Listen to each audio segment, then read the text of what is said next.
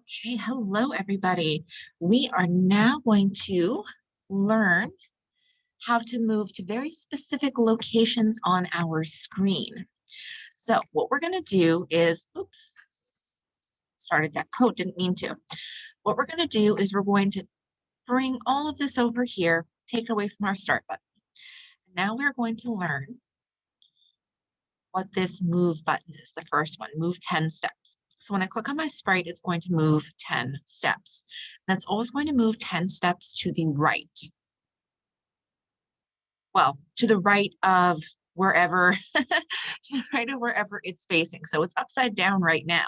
So when I click on it, it's technically moving to its left, but if it were right side up, it would be moving to the right. Whew, that's a lot, I know. Let's go ahead and turn him around so we can see what I'm talking about. Oh, oh, there we go. Okay, we turned him around. Now, he's going to move 10 steps to the right. There we go. Okay, there he goes. So, obviously, those are 10 very, very, very, very tiny steps. So, the Scratch program understands the word steps to mean a certain distance. Every program is different. This particular program for for Scratch, when it says 10 steps, it means that far. It's very, very small distance. So let's increase it to 50 steps and see how that looks. Much farther, right? So let's try 100 steps. Whew, it's a lot of steps. Oh, no, I'm sorry. We can't go past 99. It has to be 2 digits. Much farther, right? So if we wanted to move our character across the screen in kind of almost like a galloping gait, we might want to use the move button. So I'm going to drop it down to like 30. And I'm going to go over here and I'm also going to grab my wait button. Where there it is. It's under controls. So I'm going to have him move, wait 1 second, and then let's have him repeat the whole thing.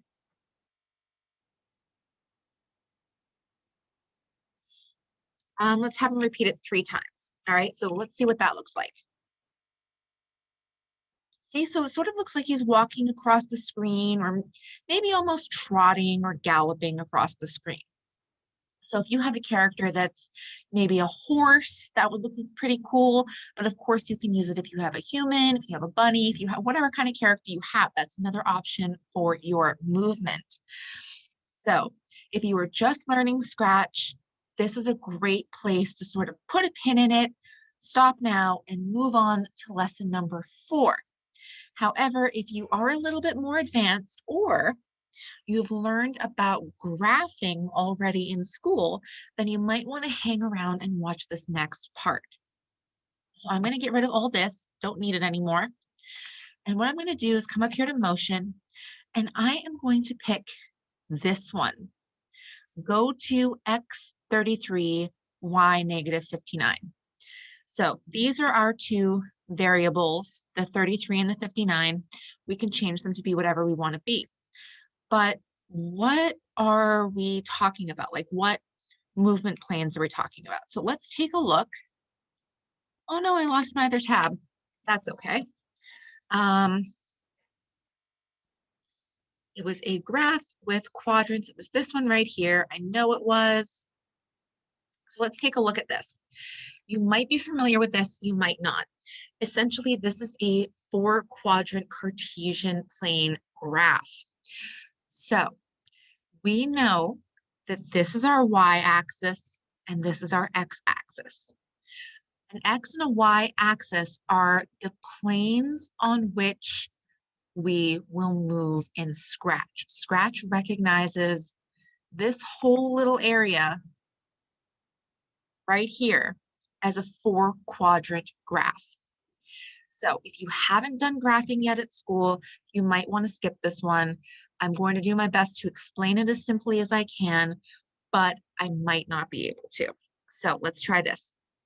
You see this little red dot right here. we would say that this little red dot is at x-axis 5, y-axis -2. So you can kind of think about it like one ruler laying horizontally and one ruler laying vertically. And if we wanted to pick out a spot on this graph that we wanted to move this little red dot to, we would look first at the x-axis here, and we would pick the number that lines up with the column we want to move to. So for example, if I wanted to move it right here to this spot, I would say it's x-axis 6, y-axis 5. And that would be where my little red dot would be. If I wanted it to be down over here, I would say the x-axis is -5 and the y-axis is -3. It just corresponds to the numbers that we see here along both of these marked lines. I know that when you see negative numbers and positive numbers together on the same in the same area, it might get a little overwhelming, but don't think about them as in the same way that we would if we were doing an equation. So don't think about them as if we were saying, what's 2 plus -2? That's not what we're talking about. We're just using these numbers as markers on a map. So, like I said, Scratch recognizes this whole screen as a 4-quadrant plane. So right now, my bat, I'm going to pick him up and drop him over here. I want him to go way up here to the bottom of this little stage or whatever it is. So in order to find out what the quadrant of this is, I'm going to pick him up. Oops, let's turn that off first. I'm going to pick him up and bring him over here. And then right down here, to the right of where it says sprite, you can see an X and a value next to it and a Y and a value next to it. Values just means a number.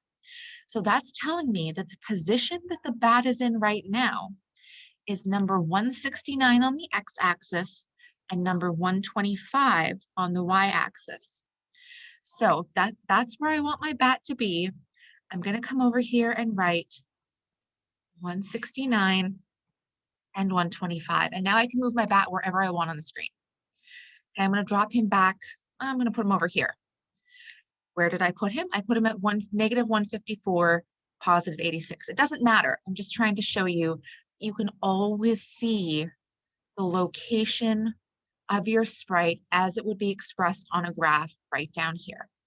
All right, so let's attach that start button and let's click our bat and see what happens. Bam, there we go. So no matter where I move him on the screen, when I start this code, he's going to go exactly there. Now that's pretty cool, but he just sort of jumps from one location to the other, right? Bam. Well, the next thing we're going to learn is gliding. So gliding is what we are going to cover in lesson number 4. I will talk about gliding as it relates to movement on a graph after we talk about how regular gliding would look without using the X and Y axis. So that will be lesson 4. I will see you then. Bye.